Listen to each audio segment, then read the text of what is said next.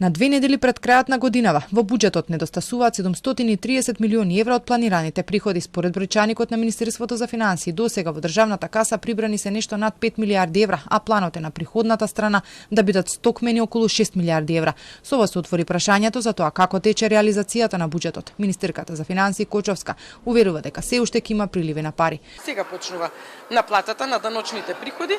Придонесите до последниот ден ќе се прибираат, затоа што знаете дека многу од компаниите исплаќаат плата во декември наместо во јануари, така што месец декември секогаш е поразличен во однос на другите месеци. Кочовска тврди дека трезорот ќе работи и дека ова прашање излегло од контрола, иако деновиве некои државни институции за Телма потврдија дека добиле насоки да ги завршат сите плаќања до 15 декември и од тогаш ќе им бидат повлечени неискористените пари назад во државната каса.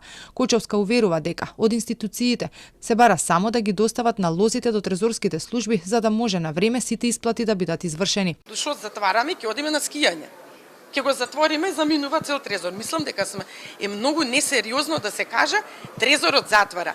Не, трезорот ги прибира налозите со цел подобро да се организира до крајот на годината. Навистина е несериозно, пак ќе речам. Како ние ај сега ќе затвориме, клjuč ќе ставиме на министерството, ќе одиме на зимување. Не е така. Трезорот ќе си работи до 31.